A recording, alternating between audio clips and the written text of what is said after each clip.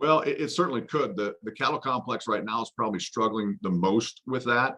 And, unfortunately, a lot of those producers in the West are still, have not recovered from this drought. They maybe got some snow this past winter, but not enough to bounce back fully. So the feed side of the equation for those producers is very uncertain. I think from today's snapshot with corn back limit up, it's obviously, working on the feeder cattle market. I think the hog market has done a much better job of kind of keeping pace with the rise in the cost of corn and soy meal. Historically, though, if we're into this new phase and corn and meal continue the bull move here all the way into summer, historically, every time that's ever happened at, kind of new all-time high type numbers with grains, it does drag the livestock markets with it eventually, even the feeder cattle market. That happened in 2012. It happened in 2008. I don't know why that wouldn't happen this time again if we keep going, but certainly right now there's a lot of uncertainty, as much uncertainty in the livestock markets as there is on the production side of the row crops.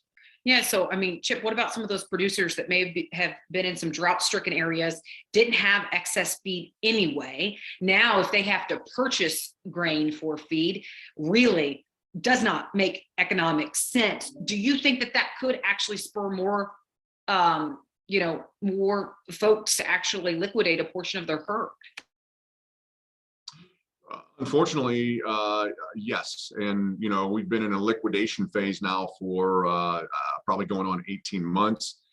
There's really not much of an indication that has slowed dramatically yet from, both a cow and heifer replacement heifer standpoint. So I think the unfortunate answer to your question is yes, this won't slow that down much, might in fact speed that up.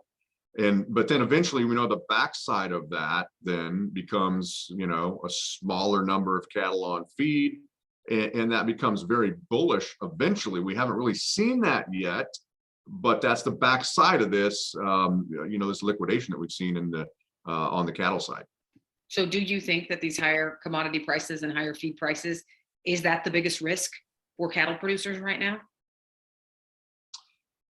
I think it is a big risk. I think another big risk, maybe not in the immediate term here, is do these high prices, this inflationary push, or